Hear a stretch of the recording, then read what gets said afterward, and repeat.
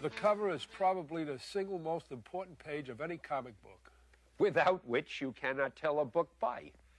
It's got to catch the eye, and it's got to intrigue the potential reader. After all, if the reader doesn't pick it up, it means one lost sale. And Marvel doesn't like lost sales. Consequently, more thought and work go into the cover than any other page. Usually, the editor comes up with a basic idea and talks it over with the artist.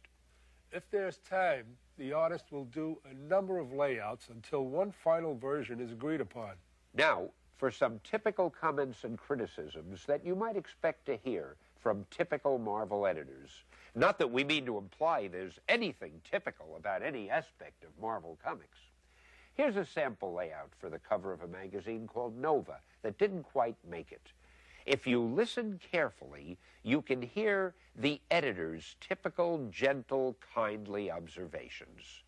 What's this garbage? The figures of Nova and Spider-Man are too small. They haven't got enough punch. Get back to the drawing board. Not bad, but Nova's the star of the magazine. Why am I seeing his back? Where's the drama in that? Wrong. There's too much wasted space on the right side of the cover. Hey, even though Spidey is just a guest star in this issue, we gotta see more of him. Of course, it isn't always that negative. Once in a while, you get something good, like... That's it!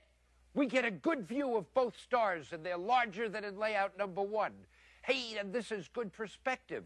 Look, the reader's eye level is right up with the two heroes. That's the one. Great job. There are a few tricks to laying out a cover that you need to know. And here are some of them. You've got to leave enough room at the top for the logo. That's the magazine's title. And don't draw anything important here on the extreme right side of the page or on the bottom. That's where it's trimmed off at the printers. It's sort of a no man's land. Try to leave dead areas on the cover. Those are areas that are still exciting to the reader, but they're unimportant enough to be covered over by dialogue balloons or captions if the editor so decides. Always leave the drawing open for color is the expression that we use in the Marvel bullpen. Don't distract from the cover's glorious hues with too many black areas. Make the cover provocative enough so that the reader wants to buy the magazine, but try not to give the ending away or tip the reader off to any surprises.